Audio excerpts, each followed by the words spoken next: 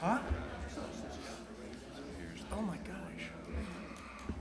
The council president just reminded me that it is 7:00. Thank you, Mark. It is November 25th, our second meeting of November. Kevin Todd, take a seat. Thank you. Good to have you. We'll begin, as we normally do, with our Pledge of Allegiance to our country. And then following that, we are very honored to have from Radiant Life Church, Jerome Sack, one of the pastors there, who will lead us in prayer. Please join me. I pledge allegiance to the flag of the United States of America and to the republic for which it stands, one nation, under God, indivisible, with liberty and justice for all. Pastor, we appreciate you being here. Your first time. Yes, sir. Wonderful. Thank you so much. Just wanna say Radiant Life 161 in Cary? Yes, sir. Absolutely. Yeah. I'm the new pastor. Just want to say thank you to this body for serving the city. I'm new to Westfield and just very privileged to be here with my family, and it's a wonderful place to call home. So thank you for this privilege. Father, we thank you for your goodness to us. Everything that we see and don't see belongs to you, was created by you, is for your glory. Lord, I pray today in this meeting that you, the author of wisdom, would give us wisdom in the decisions that are made. God, that you would guide this body throughout the next few hours, that the right thing would be done for this community, and that you would be glorified as a result. We thank you, Lord, for the hope that we have, and we pray in the precious name of your Son, Jesus Christ. Amen. Amen. Thank you so much. And I know you have children duties to attend. You are dismissed. Thank you so much.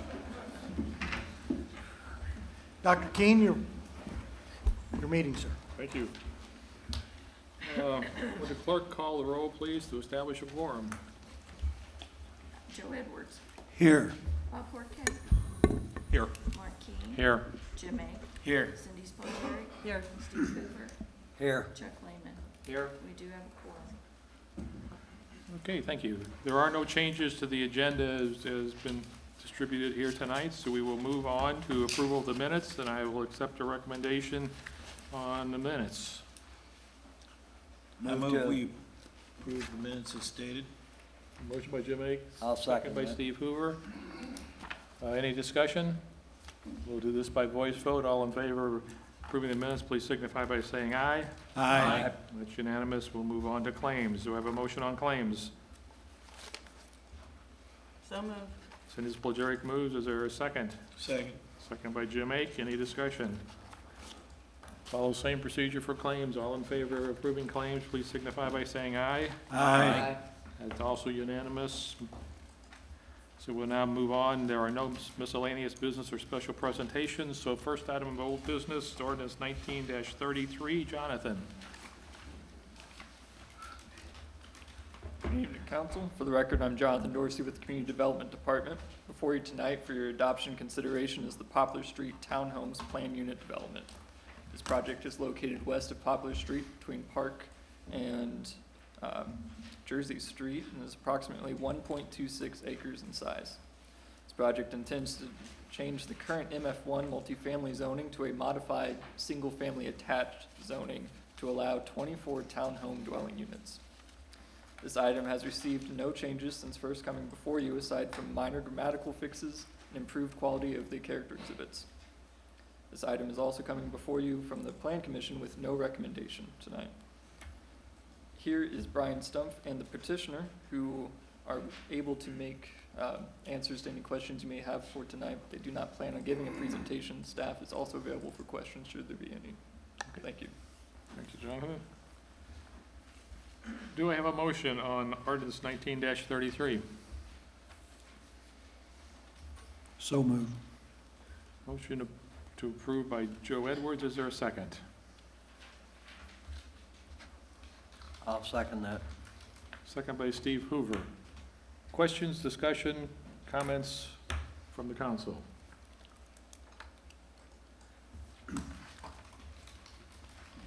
The only, I've struggled with this one. It's a great project. it's not the exact location that I would like to see it, basically across the street, but as I've weighed the pros and cons, I think I've come to the conclusion, as I did at APC, that it's probably better to move forward with it than to take a chance on not doing it. So, I have some reservations about it, but I feel like overall, the right decision is to move forward, in my opinion. Other comments? I do agree in a way with Steve, but I still have the concern that this is just parcely specific, the wrong place. I would love to see this in multiple other places in the downtown. There's a lot planned in our downtown, in our sub-area plans, and this was not the use we contemplated for this area. So, for me, I still have the same problem with it. I've probably stewed over this more than I have almost anything in quite a while, because like Cindy, I think this is terrific. If I was inclined to want to live in housing like this is housing I would flock to if I could afford it. And the site looks smaller than it did initially, where I had the concern that this was not the place to put it. But I'm still concerned about taking that acreage out of the potential of what we don't know is in our future for that site. So I'm having some real misgivings about the site, but I'd love to see them spread up in, she said, multiple locations. I think it's a terrific design project that would be welcomed in the community, and I would like to welcome it too, not here. I think the project is a good one. I think it sets the tone for further development in the downtown. I think it's complementary to what's anticipated through Old Town. And I think it's doesn't prohibit anything from happening, which is one of the arguments against this project on land behind. I've talked to several people about this, and the opportunity costs of time and money in not doing something now. We could wait 4 or 5 years, probably something that would come, maybe it would come sooner, but this is something that can go on the tax rolls quicker, and then it's not something that's debatable, or you don't have to offer any incentive, and I think it spurs other ideas, and it is a good transitional use between the village and coming across the street. And so I see a lot of benefits and merits to this and moving forward. And so I'm in support of this, and I will be voting for it. 30 years ago, when you start saying stuff like that, why, you date yourself, but we struggled with the placing of a Hardee's restaurant. And you cannot believe the stuff that went on about a driveway to go to that Hardee's restaurant. Well, this is 30 times better than a Hardee's restaurant, in my opinion. And there's a lot of reasons you can say, well, we ought not to do this here, do that there, but at least there's something coming in that's positive, where people can walk to the restaurants, where people can walk downtown, if there's something to do down there. And I can't see any reason to not vote for it. So that's my opinion. And that's all it is. It's my opinion. I had one other thing I wanted to bring up. Maybe the petitioner can answer this, or staff. Steve, can you guys speak up some? I'm sorry. I'm sorry. I'll try that again. I had one other brief comment. Petitioner or staff can maybe answer. One of my concerns early on with this was that this would get built, and then it would inhibit perhaps other growth around it, because the neighbors are saying, you can't put a 8-story building next to me, or a 5-story building, or whatever. I read in the staff report or someplace that the petitioner had agreed to put something in covenants or whatever that would inform residents of what could happen there. And if somebody could answer more detail what that consists of and how that would work, I would appreciate it.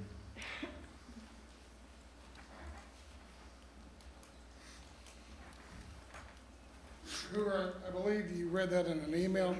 Yeah, sure. Paul Estridge. Thank you. My address.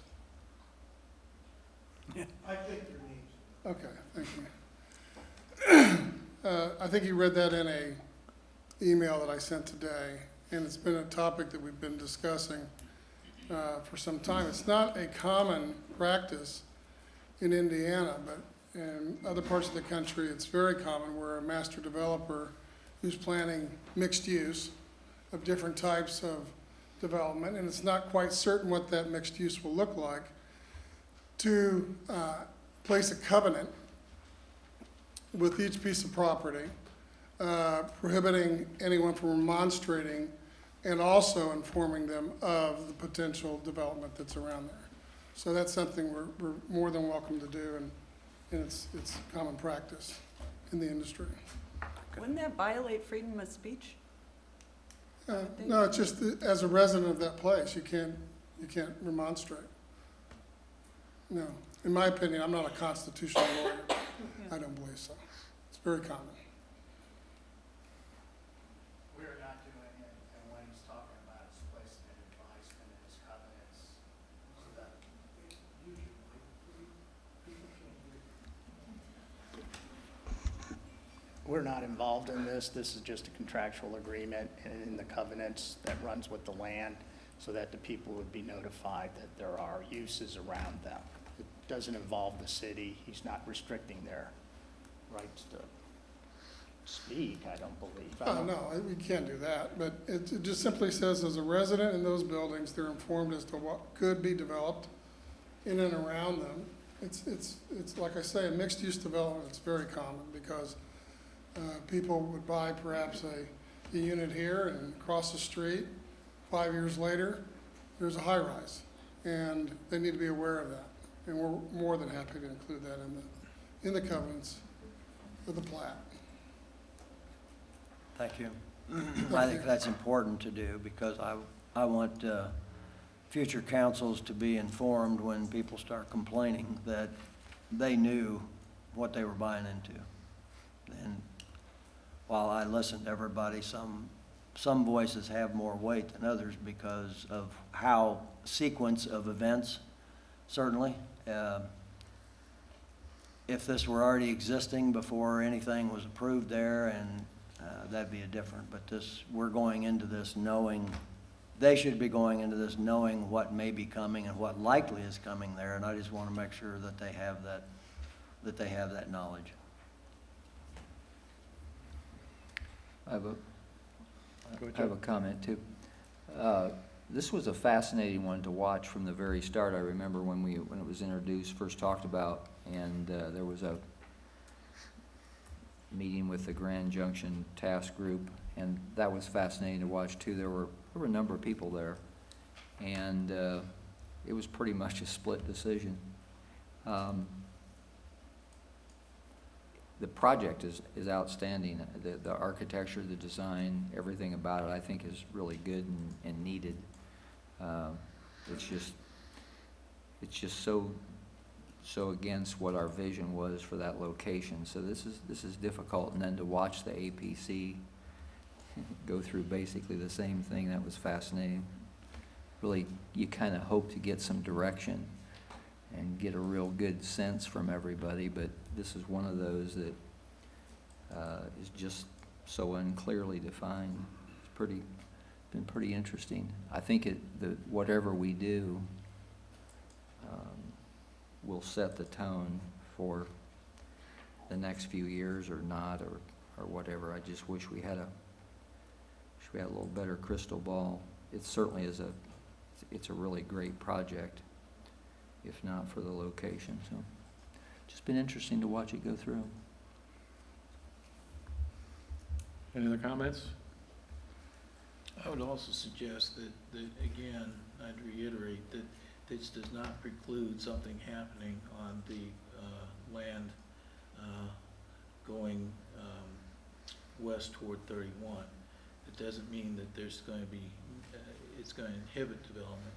In fact, I would submit to you that I feel that it'll spur development. We have plenty of examples of mixed-use communities, and I can see that going forward as being very successful. So I don't see that parcel being prohibitive of further development in and around to the west of this project. In fact, I think it will enhance it and speed it up. Any other questions, comments? Clerk, please call the roll. Jim Ake, Yes. Chuck Lehman, No? Bob Horkay, No. Steve Hoover, Yes. Joe Edwards, Yes. Cindy Spalgeri, No. Mark Keane. Well, I didn't say anything before, so I'll say my piece at this point in time. I do know that the property owners around this area are not opposed to this project.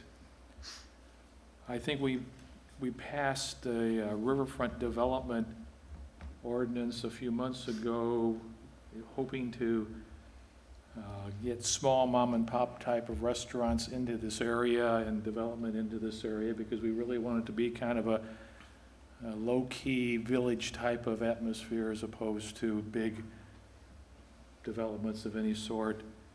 And I've struggled with this as much as anybody has, and I actually met with the developer last week, and I told him what I would do today, and I did, and kind of weighed everything in this. And I do believe it is in the wrong location, but I also believe that it will help create a tipping point to get people into the downtown area, to spur small development in that riverfront district, to help other development come through of a commercial nature. So I will vote yes on this project, because it's probably the highest quality project that I've seen of its kind, and regardless of location, I do think from a development standpoint, it will help the city of Westfield. So yes. Okay. Motion carries 4-3.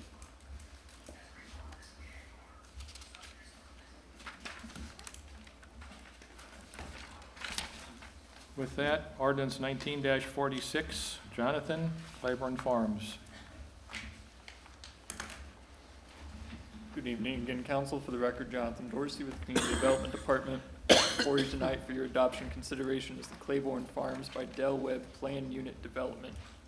This project is located north of 146th Street and west of Town Road. Total is approximately 245 acres in size. This project proposes to allow an age-restricted community in a modified SF4 single-family high-density zoning from its current AGSF1 agricultural single-family rural zoning.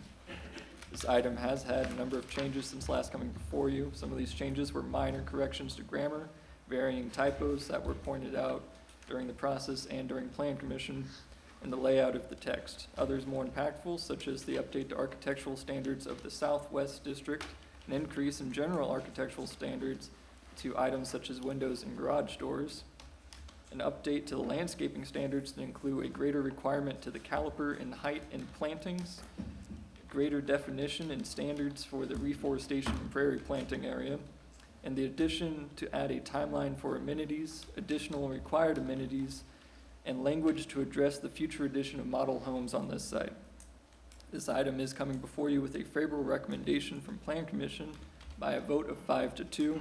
Here tonight is John Dobashewitz, who plans on giving a short presentation. The petitioner and staff are available for questions afterwards. Thank you.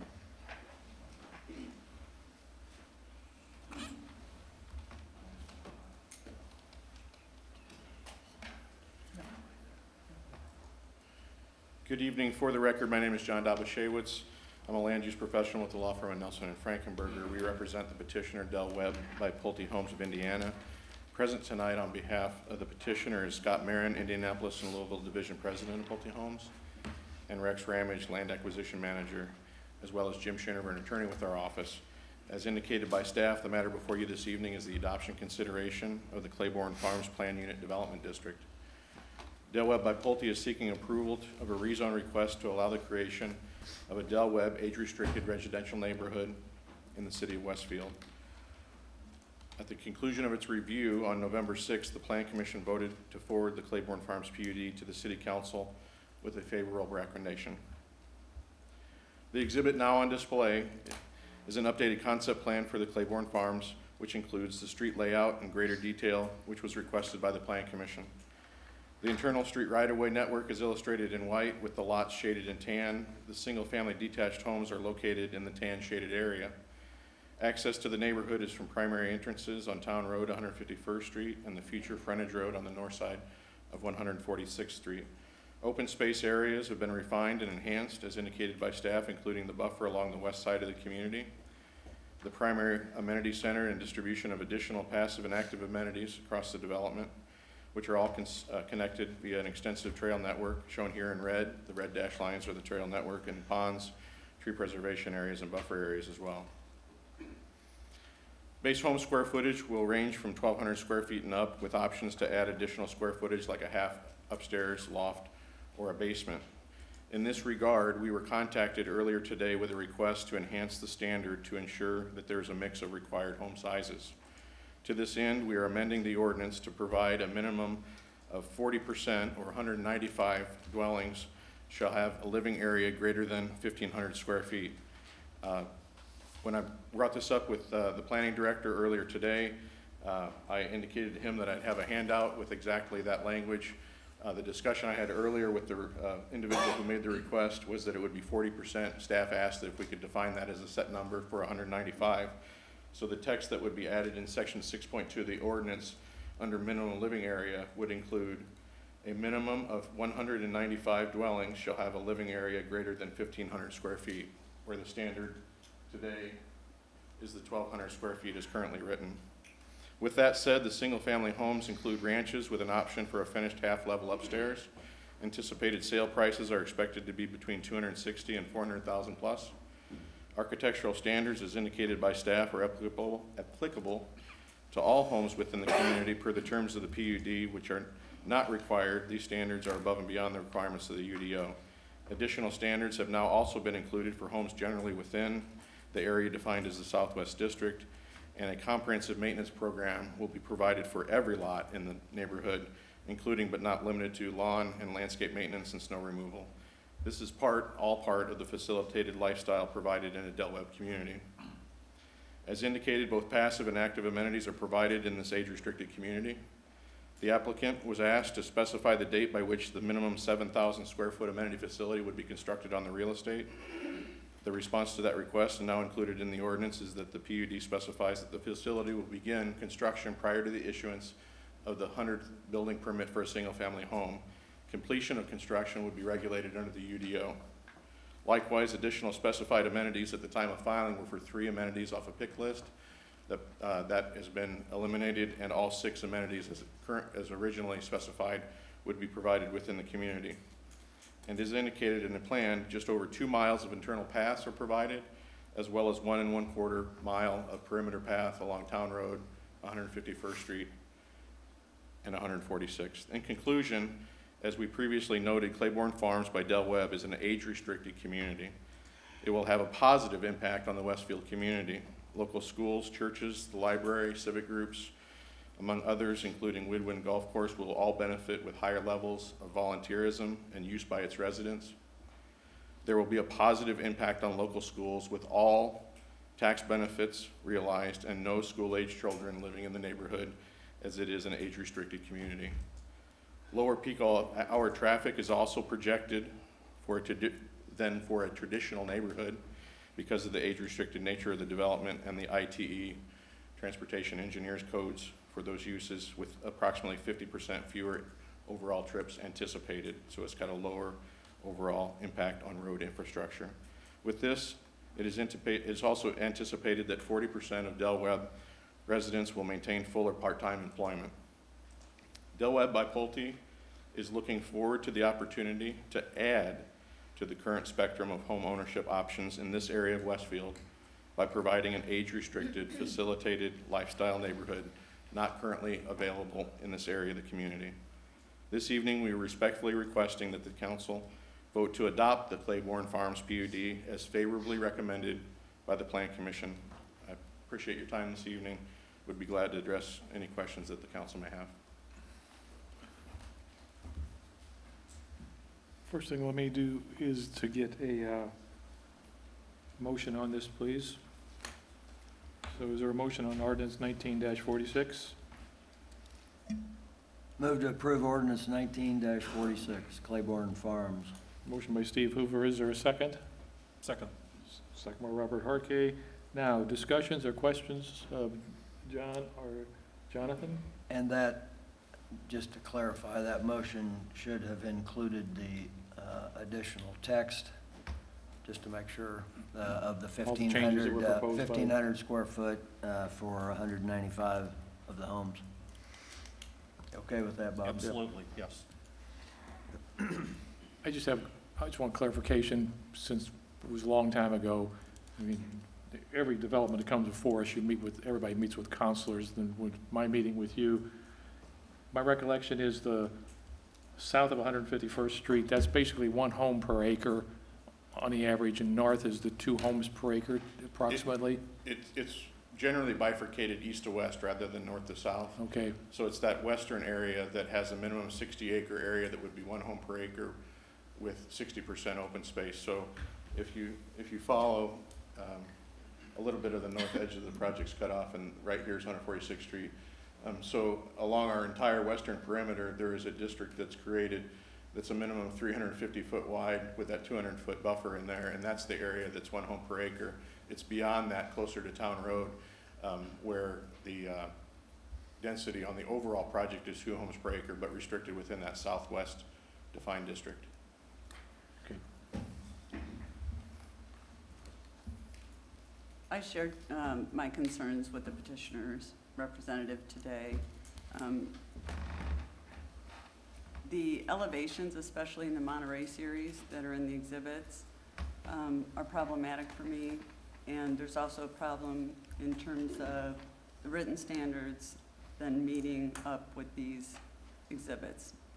For instance, the garage doors in the text say can't be more than 50% of the front elevation. However, the series that you have as exhibits do just that. It is less than 50%.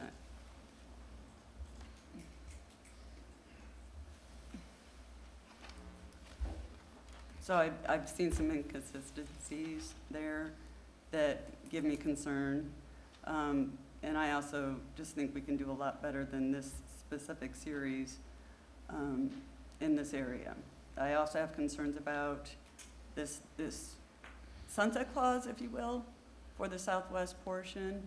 So many things in this PUD, it's taken as a whole, but if that southern piece doesn't develop because of the sunset clause, it kind of changes the nature of so many things, including open space calculations, the amenity package, and where things go. And a lot of that is still kind of open-ended. And we've had problems in the past with some PUDs and the amenities and how that plays out with phasing, who does it when. And I know we have some coverage in our UDO for that. It's still, because of the way this PUD works, it's still a bit open-ended. So there's still potential problems. So I just wanted to point that out, and it's something I think that should be addressed further. Thank you.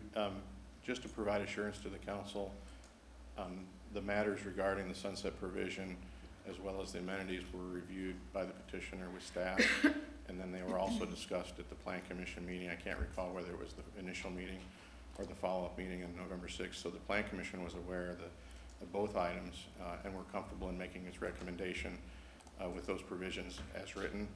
And staff, when the petitioner reviewed those with staff, the staff felt it was ripe for consideration by council as written. Question for staff. If the PUD says that no more than 50% of the home can be a garage door, the elevations are irrelevant, aren't they? Yeah, at the time that we would review the building permit, that is when we would reflect on it. I believe the character exhibits are meant to demonstrate what the home may look like. Right. But I would assume the quality of home would be similar to what's shown.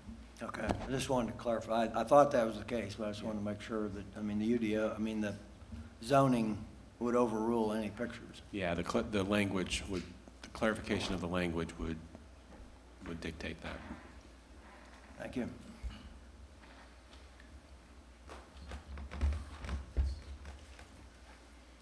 Are there other questions of council members?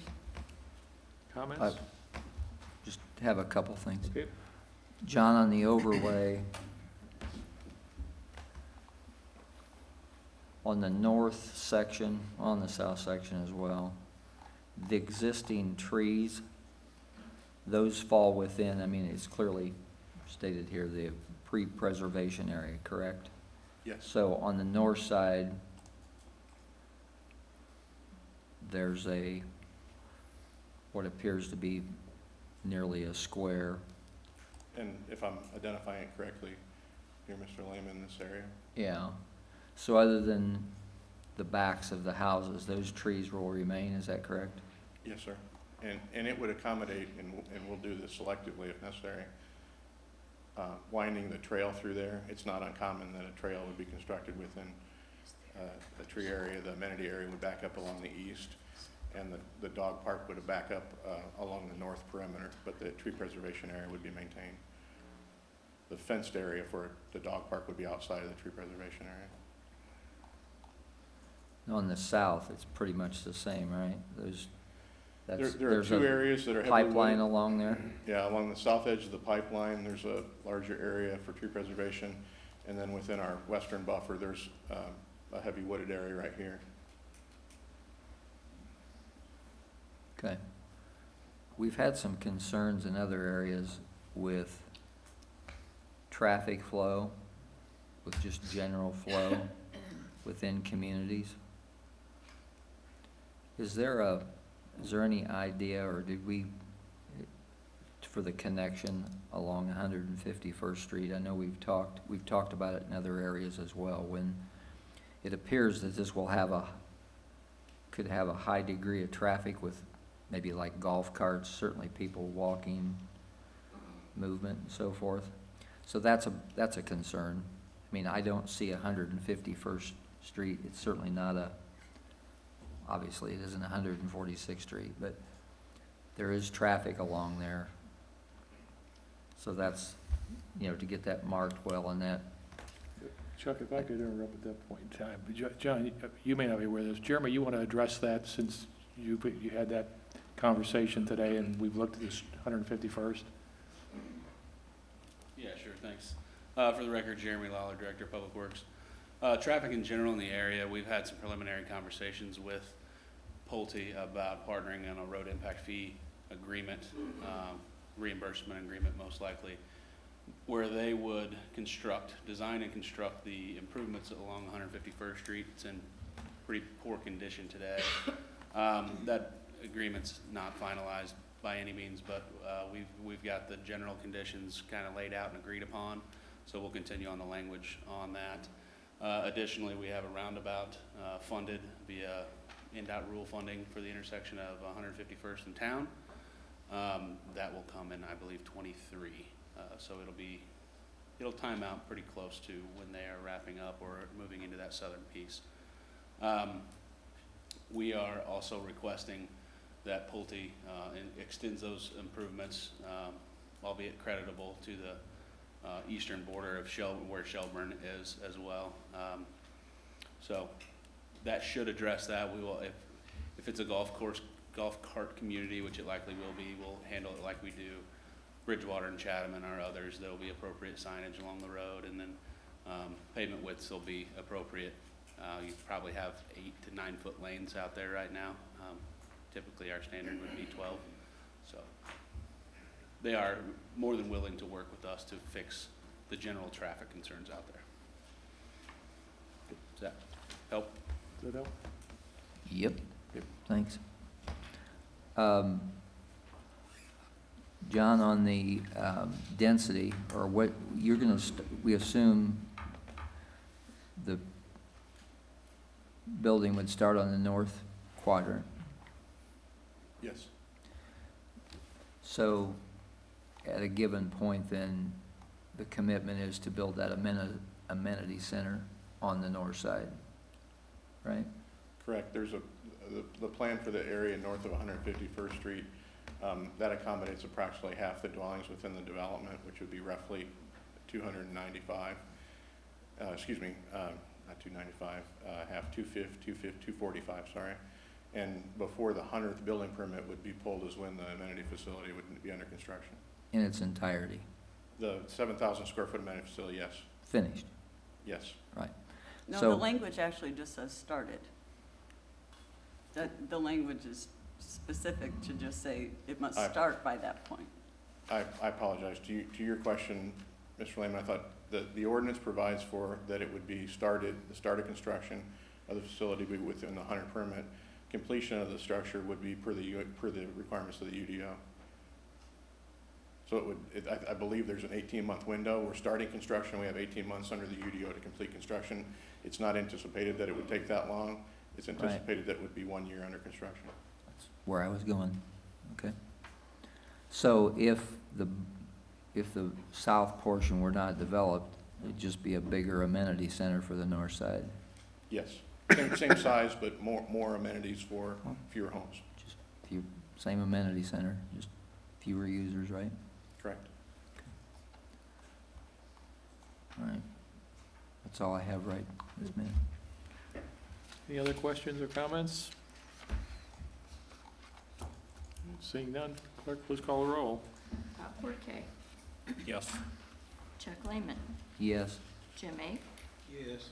Steve Hoover, Yes. Cindy Spalgeri, No, Mark Keen, Yes. Joe Edwards. No. Motion carries 5-2. Thank you very much for your time this evening. Okay, on to article 1950, and I'm going to, before Caleb, before you talk, I just want to say to the council, this came to us with a 7-0 negative vote. 9.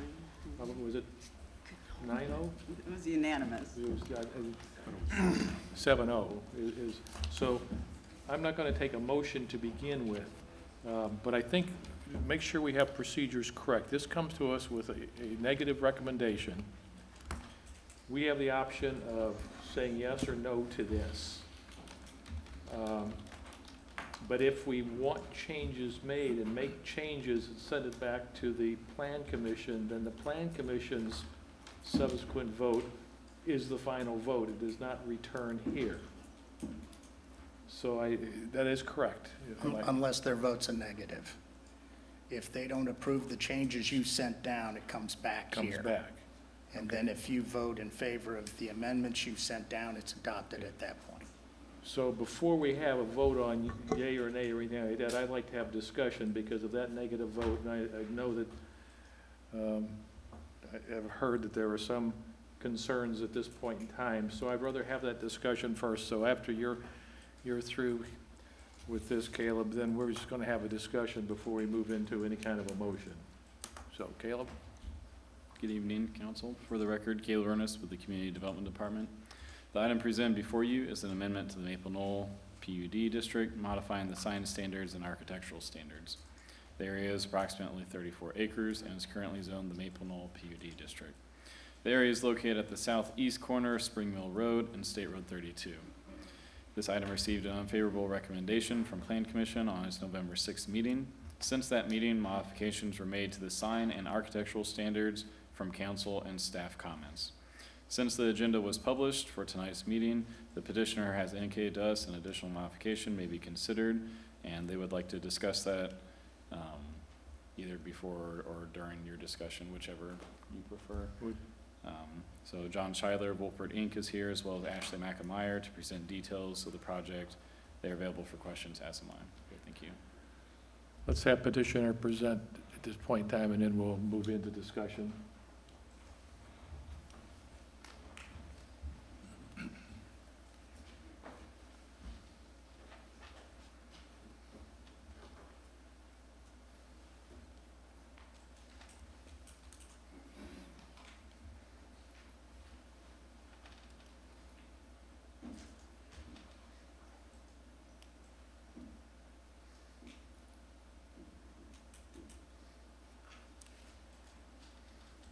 Good evening. My name is Ashley Mack with Meyer, and I'm a real estate manager, and I'm here with John Schuyler of Wolpert, Meyer's engineer. First and foremost, I'd like to thank the City Council for your time and consideration. The Meyer team has worked diligently to incorporate feedback from Planning Commission, staff, and City Council members, And as a result, we have made some significant changes to our submittal compared to what was originally presented back on November 6th. John and I are going to walk through those changes and then take any additional questions or comments afterwards. So to begin with, we have reduced our general signage area by 28% to 1,137 square feet. Our initial proposal was over 1,500, so effectively reducing our request by 440 square feet. The Meijer store signage was reduced 175 square feet to 761 square feet. The gas station signage was reduced as well to 103 square feet, and future outparcel signage was also reduced and will not exceed 150 square feet. We've also reduced the height and overall area of all signage. The gas station pylon was reduced from 25 feet to 11 feet tall. The Spring Mill Road monument was reduced from 15 feet to 8 feet 4 inches tall. And future outlight monuments will not exceed, again, 150 square feet in overall sign area or 8 feet in height. We've also added significant architectural upgrades to the gas station. We have removed the Meijer medallion and added 3 spandrel panels. We've also added height variations to the roof line and also added architectural detailing such as cornice and bump outs, which is shown on our gas station elevations. We also provided a revised exhibit for the outdoor sales area. We removed outdoor storage area around the fuel pumps and limited types of products on display and placed restrictions on products and height.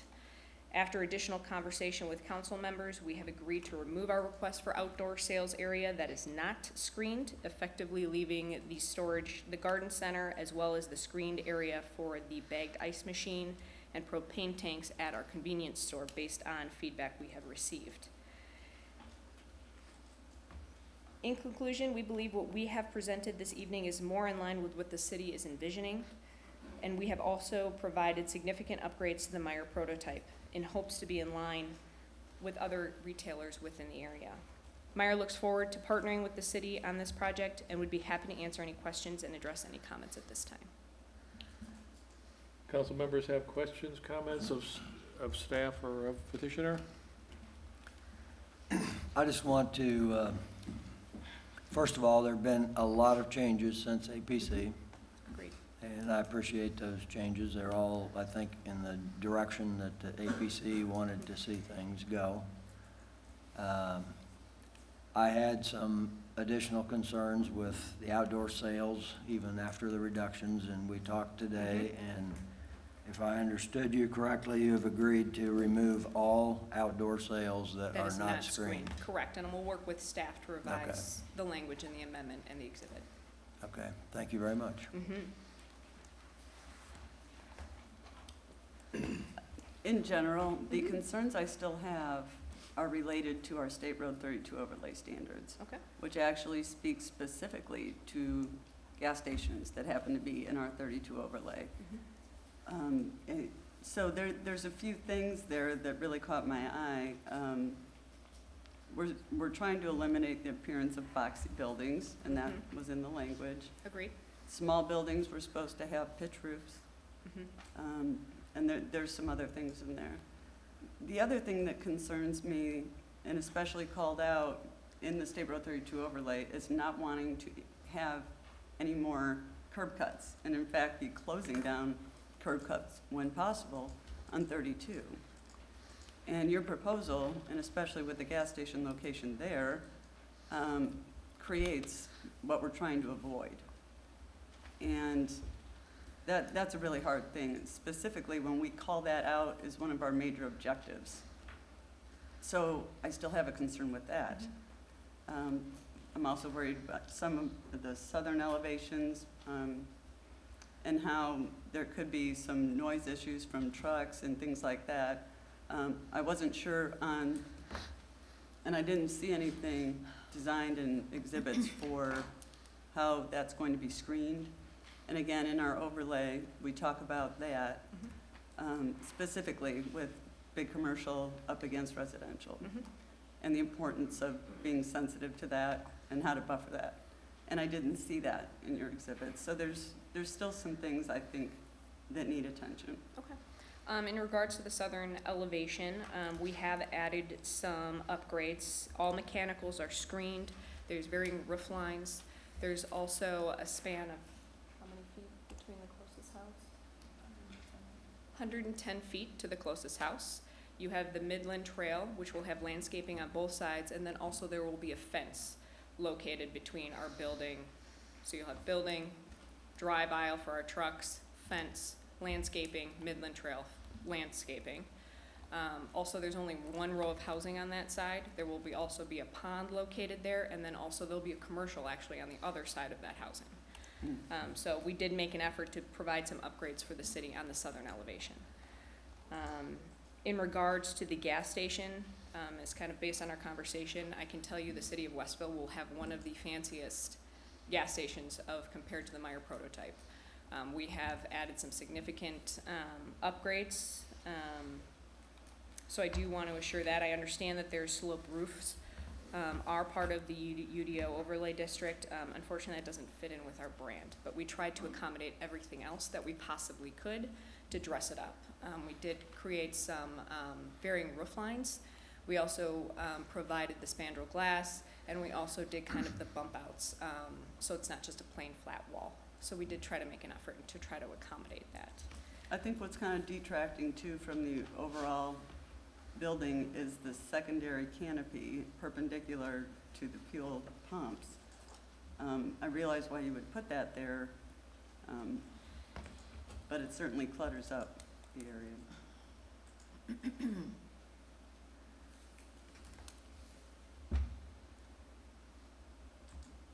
In regards to the curb cut, we will kind of talk about that at our next item. Clearly, access is important to us. We want to make it as convenient as possible for our customers. We have worked closely with NDOT. They have actually approved the change. It is critical to our building here at Westfield to have that curb cut. Without it, I'm not quite sure we would move forward.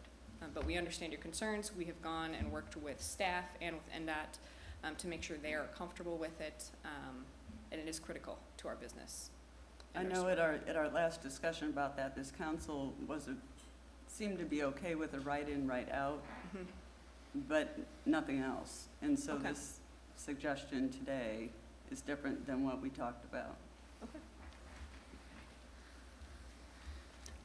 When we get to a discussion on the curb cut, one of the things that I think is very important there is to make sure we need that design such that it would be extremely difficult to make a left-hand turn out of Meyer. So whether that's a curb on 32, a longer curb coming out of the exit, so we can talk more about that. We'll go over the design in the next.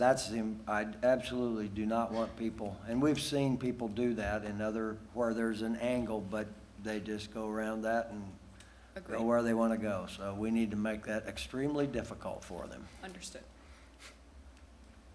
I wrote you or emailed you, I believe, and Yeah. I said basically that, we appreciate your coming our way a little bit, but I think the Plan Commission does need to look at this again, and if they approve it, why it's going to go.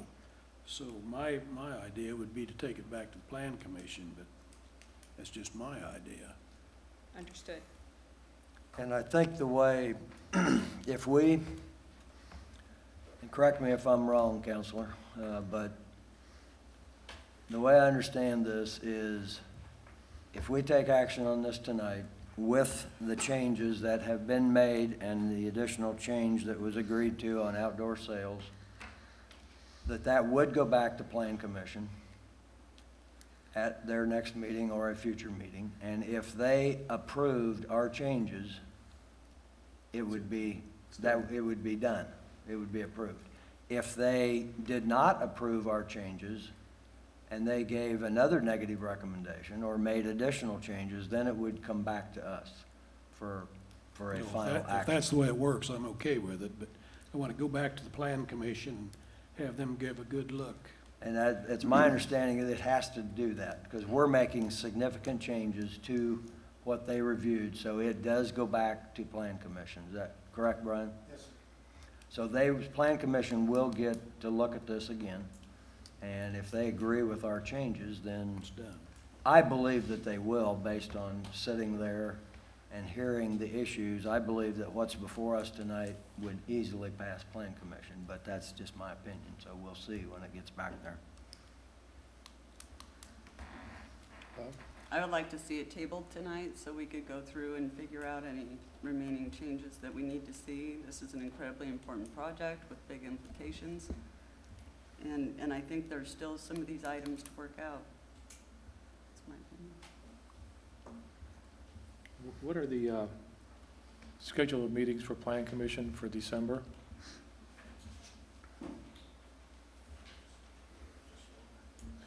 So we have a scheduled meeting on December 2nd, and another meeting scheduled for December 16th.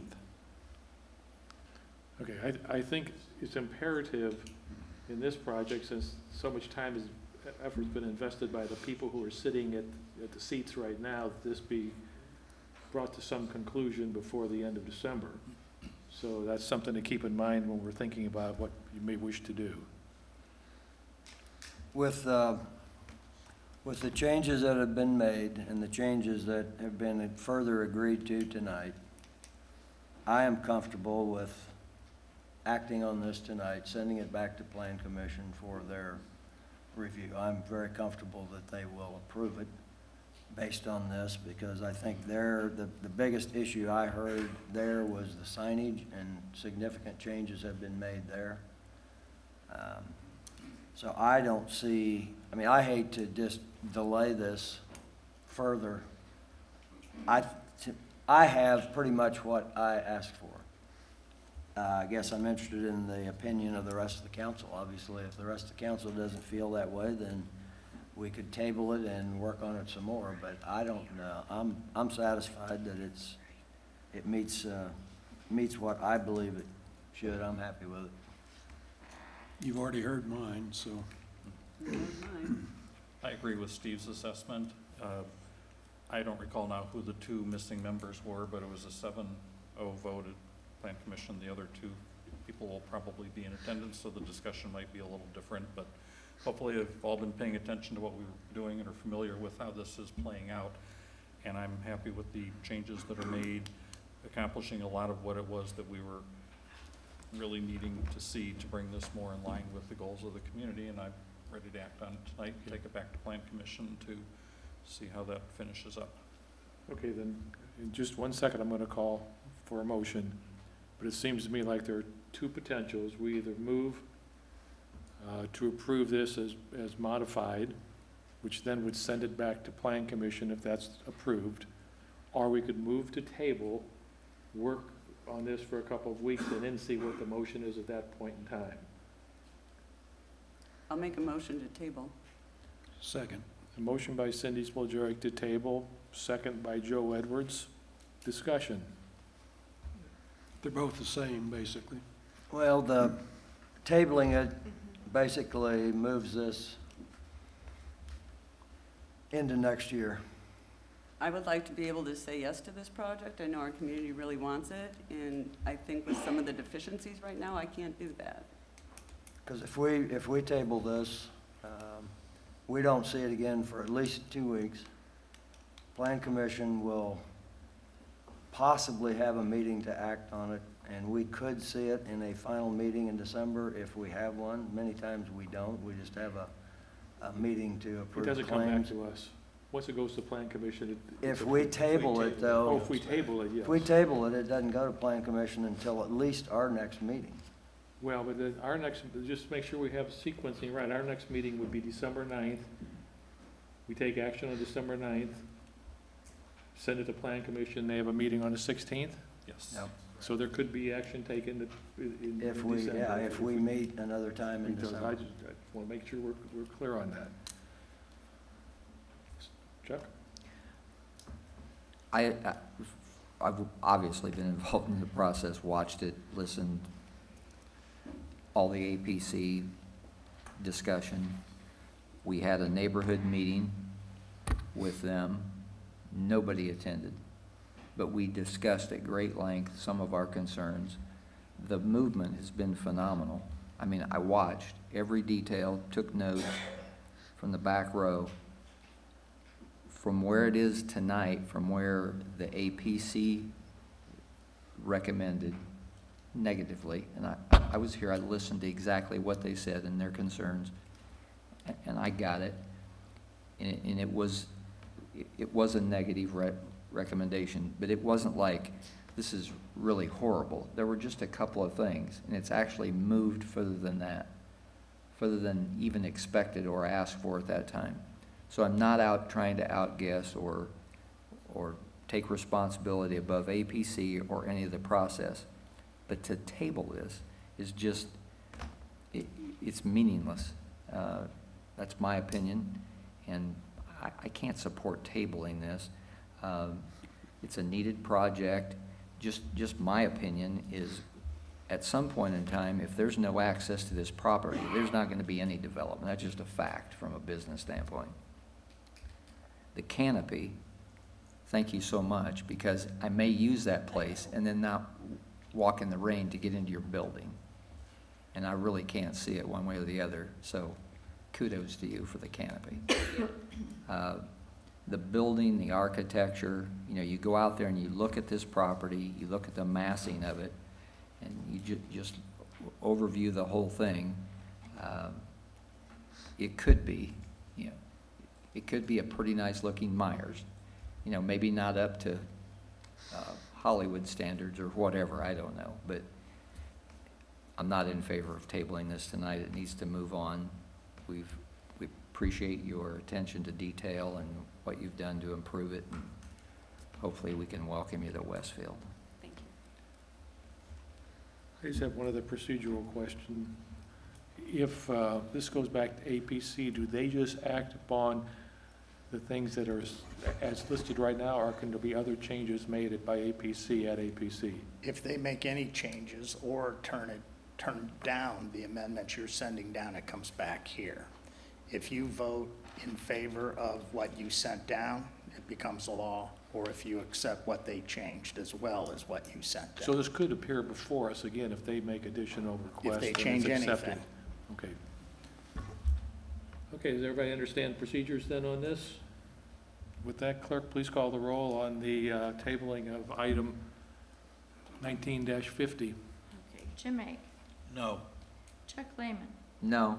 Bob Horkey, No. Steve Hoover, No. Joe Edwards, Yes. Cindy Spalgeric, Yes. Mark King. No. Okay, motion carries 5-2. All right, since the I ordinance mean, is not fails, tabled, I'm sorry. so the ordinance has not been tabled, so now I will accept a motion on ordinance 19-50. I'll move to approve ordinance 19-50 Motion by Steve Hoover. with the changes that have been presented tonight, as well as the removal of all unscreened outdoor sales. Second. Motion by Steve Hoover, second by Chuck Lehman. Discussion. Just note that we're then sending this back to the APC with our recommendation. No, we're sending it back, if we vote yes, we're sending it back with the Again, recommendation plus all the changes that we're making. I get it, but Right. as is, but with our approval. Just wanted to know. Questions, comments? All right, clerk, please call the roll on ordinance 1950. Okay, Steve Hoover, Yes. Bob Horkey, Yes. Chuck Lehman, Yes. Jim Egg, Yes. Cindy Spalgeric, No. Joe Edwards, No. Mark King. Yes. Motion carries 5-2. Okay, so we may or may not see this again in our meeting on the 9th. Thank you. Let's hope not. Okay, on to approving road cut on State Highway 32. Caleb? I believe the petitioner is going to present on this item. I'm sorry? The petitioner is going to present on this item. Okay.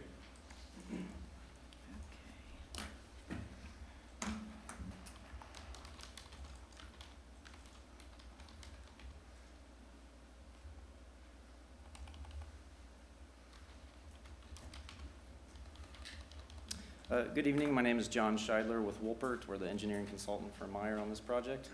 Back in July, I came before this council with the proposed State Route 32 access at this same location for the same project.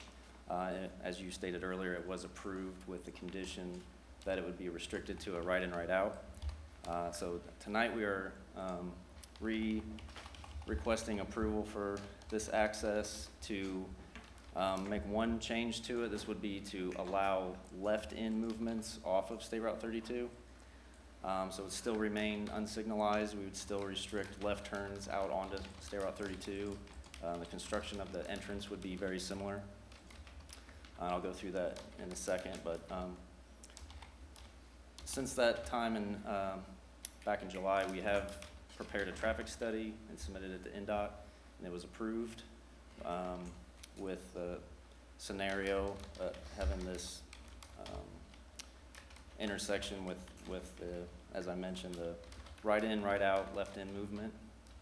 One benefit that this type of intersection will have over the previously approved right-in, right-out only is that a lot of the traffic, a good majority of the traffic that will be coming to this site will be coming from the east.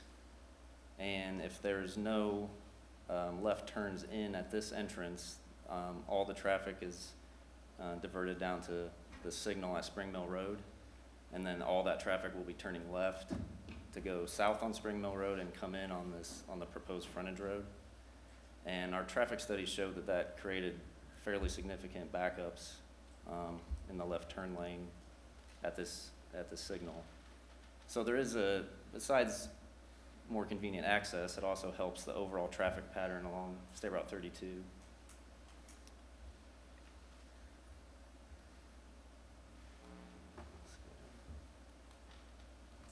So just wanted to show the entrance in a little more detail. This is a concrete pork chop island. It's similar to what would be used for a right-in, right-out. It's basically half of the island.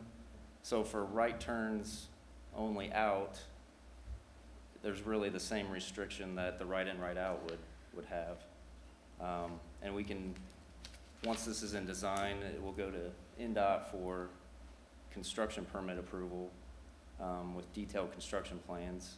And we can discuss additional measures of a curb median out on 32 to further prevent left turns. But basically, to allow left turns in is not really changing the configuration of the intersection at all with respect to the right turns out.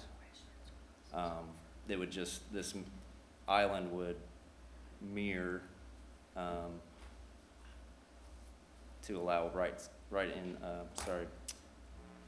turns in only. But the other thing is, by allowing left turns in off 32, there's a continuous left turn lane out there all along 32 currently. This striping right here is existing and is common all through here. So the road's already set up for left turns into driveways. So overall, we feel like this is not adding any further risk or issues at this intersection that the previously approved right-in, right-out would present, and it actually allows the overall traffic pattern to be better. So we would ask for this revised State Route 32 access to be approved, but I can answer any questions you may have.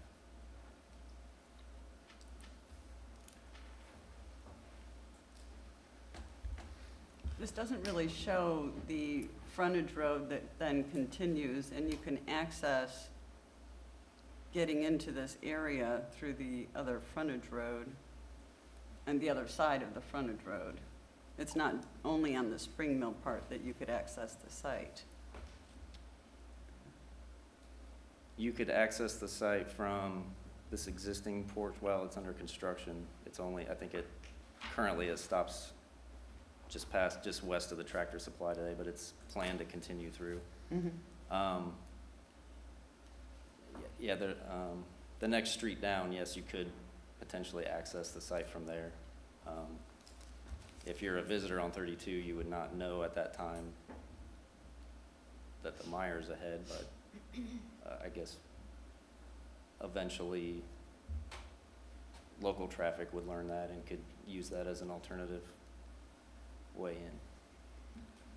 And again, I'm just gonna repeat from my previous thought that we created this in the State Road 32 overlay to avoid this situation of creating more curb cuts. So it still concerns me. I'm going to ask Jeremy again, since he's in my line of sight, because you talked to our engineer, and I know you have comments on the safety part of this.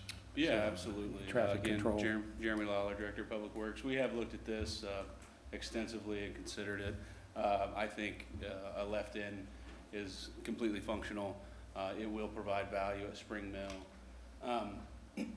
And honestly, I think it is a safer left in movement than the left in off of Spring Mill into there, for the very reason that the Spring Mill signal will help meter the traffic that is eastbound. So you're gonna have breaks in traffic. If you imagine not only the backup associated with all the traffic going to the Spring Mill signal, but there's nothing metering this northbound traffic through the signal. So you're gonna have to cross there with no protection.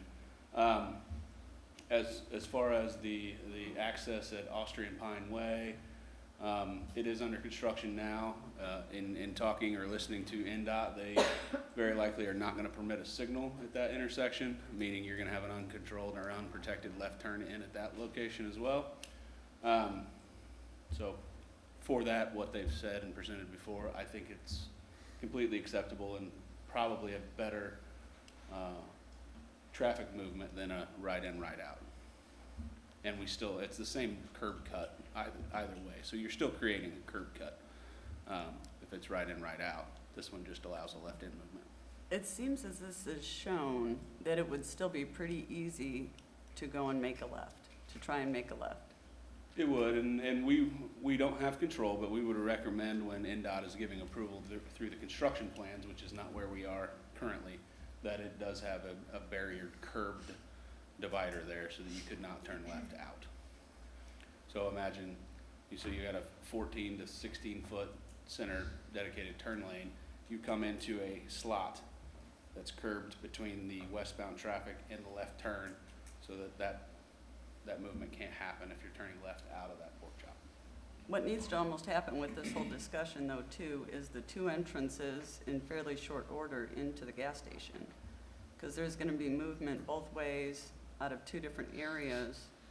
And then you got traffic that could be coming fairly quickly off of Spring Mill, then in two directions.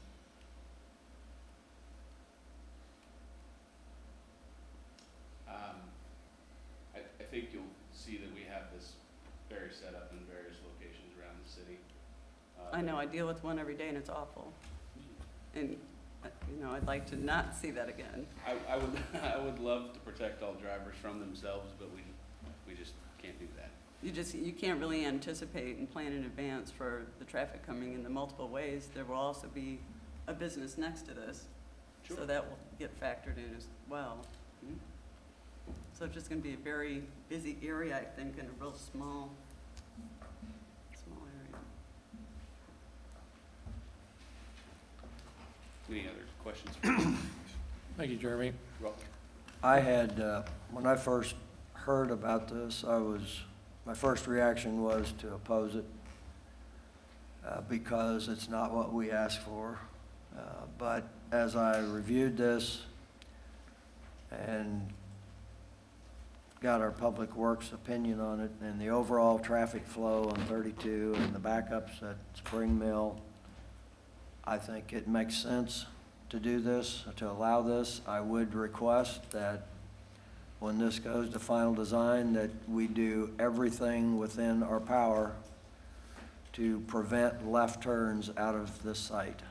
whether that's an extended curb off of that pork chop island, something that really makes that difficult to do, and you can't just kind of angle out a little bit and swing left.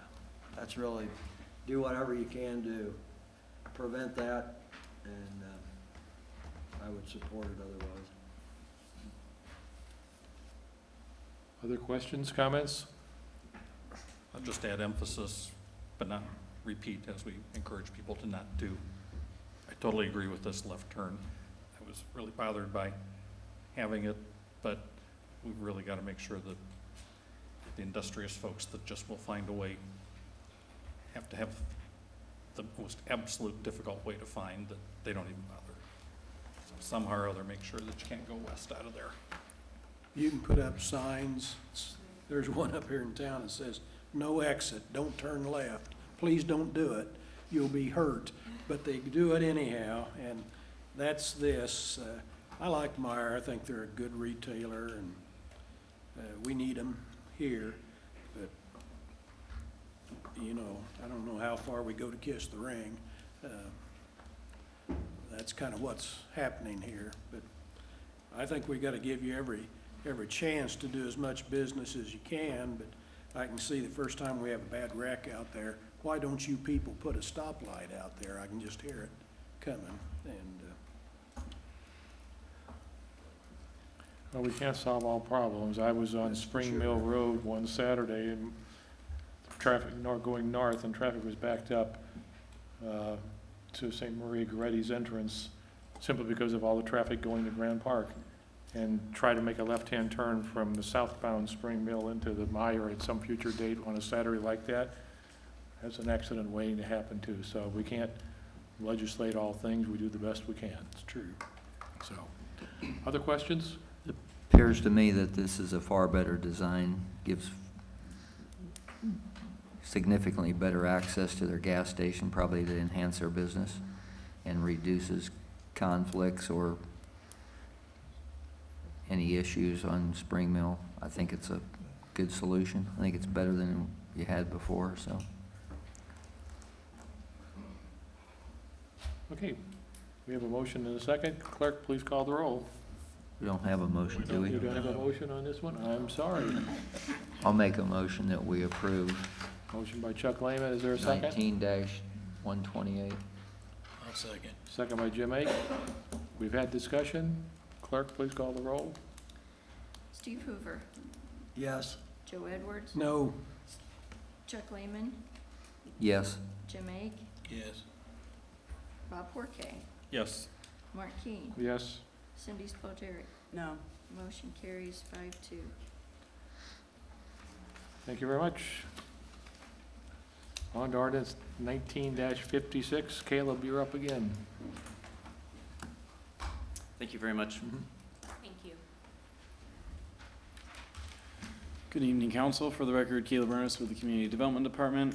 The item presented before you is an amendment to the Westgate PUD, modifying architectural and amenity standards. The area is approximately 230 acres and is currently zoned the Westgate PUD district. The area is located north and adjacent to 166th Street, east and adjacent to Town Road, and west of and adjacent to Eagletown Road. The PUD amendment proposes modifying the architectural standards, adding additional architectural standards, and modifying the amenity requirements. This item received a unanimous favorable recommendation from the Plan Commission. Since the Plan Commission meeting, staff has received no public comments. Since the last time this item was before you, revisions have been made in regards to the architecture of the townhome units and front garage offsets. John Dabashewitz of Nelson and Frankenberger is here representing the petitioner. He does not plan on making a presentation, but is available for questions, as am I, should you have any for staff. Thank you. Thank you, Caleb. Do I have a motion on ordinance 19-56? Move to approve ordinance 1956, the Westgate PUD amendment. Motion to approve, Bob Parquet, second. Second. Second by Jim Ake. Discussion. Seeing no discussion or questions, clerk, please call the roll. Joe Edwards, yes, Cindy Spalgeri, Yes. Chuck Lehman, Yes. Jim Ake, Yes. Bob Porquet, Yes. Steve Hoover, Yes. Mark Keane. Yes. Motion carries 7-0. Thank you. On to ordinance 19-57, North Point PUD amendment, Gordon Food Services. Pam. Thank you, Mr. President, members of the council. Pam Howard with Community Development. Before you this evening, I have an amendment to the North Point PUD district to accommodate a new distribution facility. This 82-acre site is located at the northwest corner of 196th Street and Grassy Branch Road and is zoned the North Point PUD.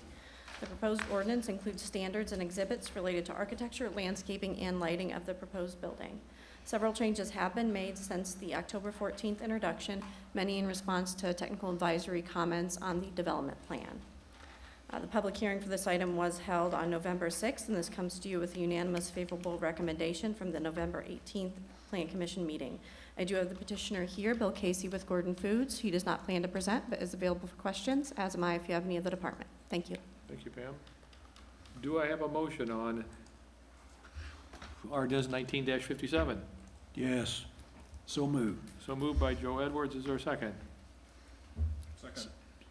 Second by Bob Horke. Discussion.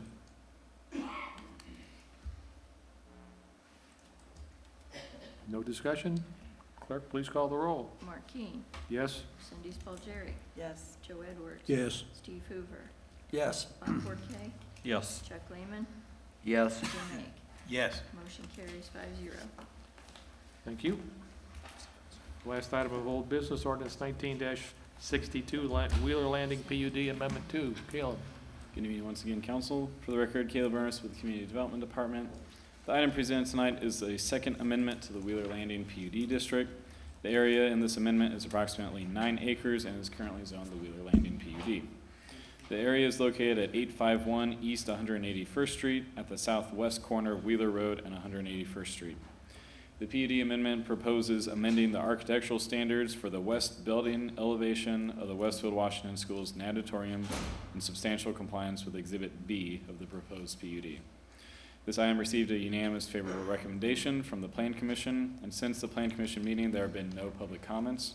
Since the Plan Commission meeting, there have been no revisions made to the petition, and this item is ready for council adoption consideration tonight. I am available if you have any questions for staff. Thank you. Thank you, Caleb. Do I have a motion on ordinance 19-62? Move to approve ordinance 1962, the Wheeler Landing PUD Amendment Number 2. Motion by Bob Horke. Is there a second? Second. Second by Joe Edwards. Discussion. No discussion? Clerk, please call the roll. Steve Hoover, Yes. Bob Forte, Yes. Mark King, Yes? Cindy Spalgeri, Yes. Jim Meg, Yes. Chuck Lehman, Yes. Joe Edwards. Yes. Motion carries 7-0. Thank you. On to new business, resolution 19-134. Brian, the City of Westfield authorizing sale of property. Yes, sir. As you can see, the resolution has identified several parcels of property owned by the city on the attachments. These are located primarily on the north end of where the Union Square development has been anticipated, as well as just north of Sanders Glen. Both, I think they identify 5 different parcels, all of which belong to the city, and it's been believed that selling it would spur some development down there. We've been approached by Sanders Glen. They'd like to expand their operations and would clear up some title for our Midland Trail as well. Procedure for sale, you want to explain what that is for government property? The authority would come from you folks, and that's why the resolution's before you now, after which we have appraisals in hand. We will advertise it for bids in the paper. John Rogers will act as our disposal agent, and he will review all the bids. We can't take anything less than the average of our 2 appraisals, and we will probably put some other parameters on it, such as time period for development and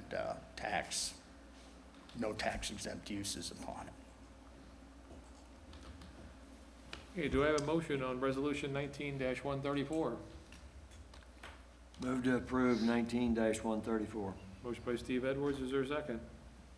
Steve Edwards. I'm sorry, did I say Steve Hoover? It was Steve Hoover. You said Steve Edwards. We're wanting to meet this Close gentleman. enough. Oh, I'm sorry, Steve Hoover. Made the motion. Is there a second? I'll second it. Okay, second by Bob Horke. Getting late for me, I guess. Are there questions? Discussion?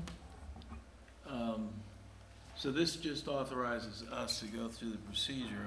Have we identified these parcels as something we would like to dispose of? The administration has identified them as prime to spur development in the area, not to mention their individual ownership doesn't help us out much. There's not much the city can do with it. Okay. Other questions? Clerk, please call the roll.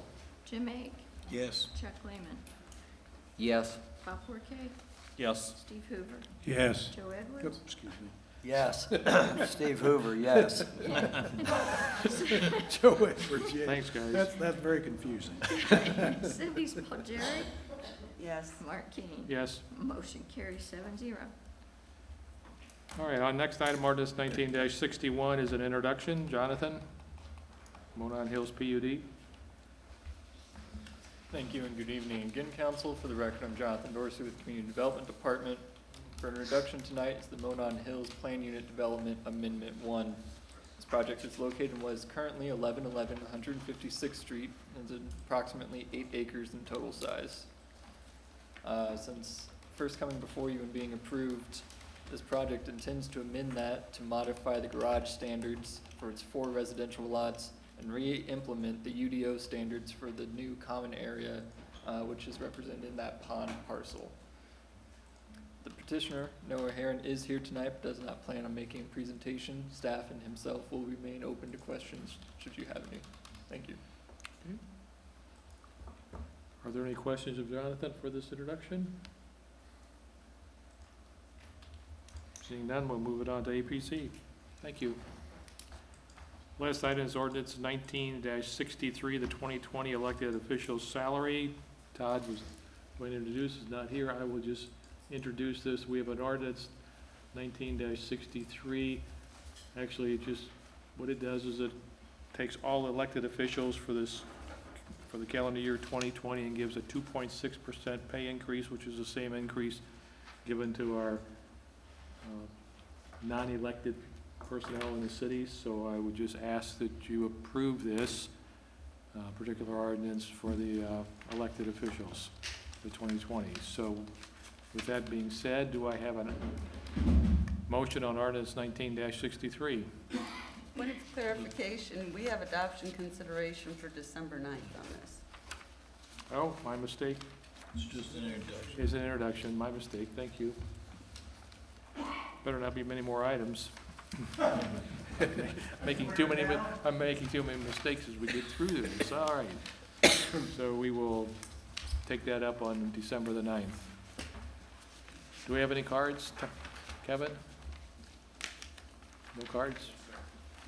All right, then city council comments. Any comments from the council members?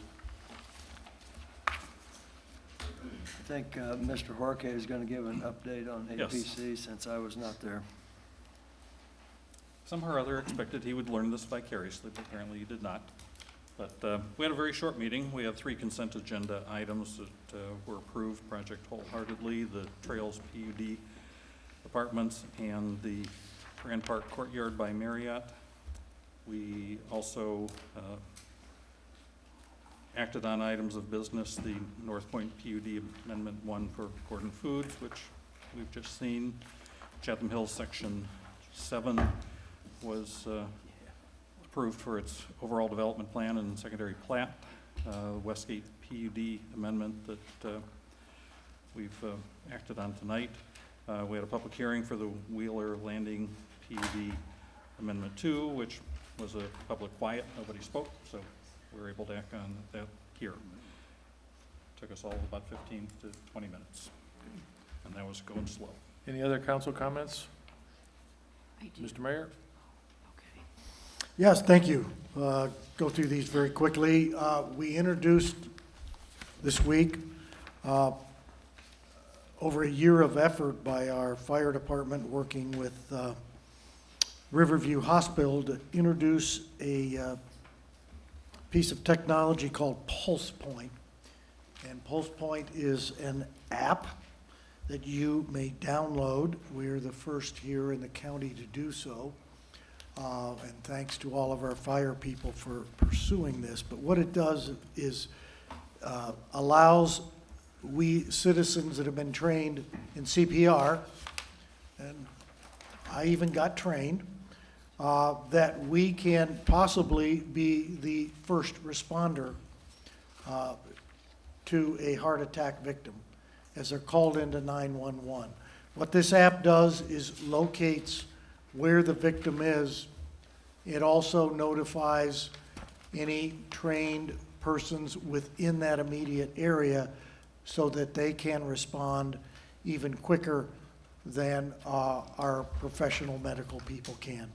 And as you know, seconds can make the difference in a life.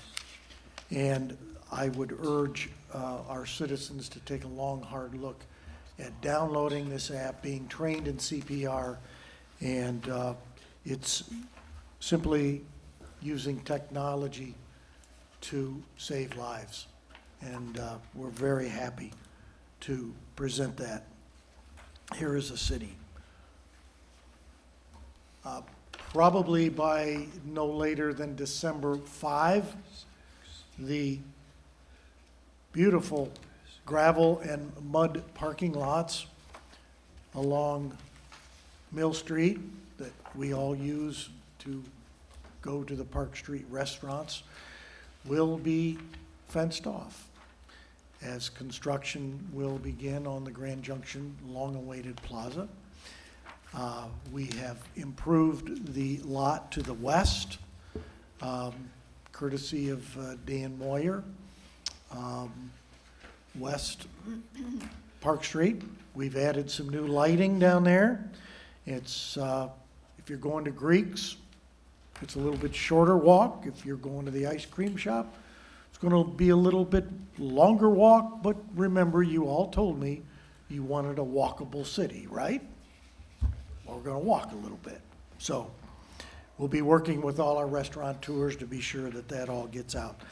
And December 7th, 3 to 7 p.m., right here in this very area, will be a Westfield in Lights ceremony, which has gotten bigger every year.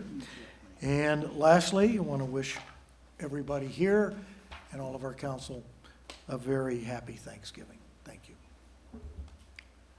Thank you. Do we have a motion for adjournment? Second. Steve Hoover, Jim Ake. All in favor, please signify by saying aye. Aye. Meeting adjourned.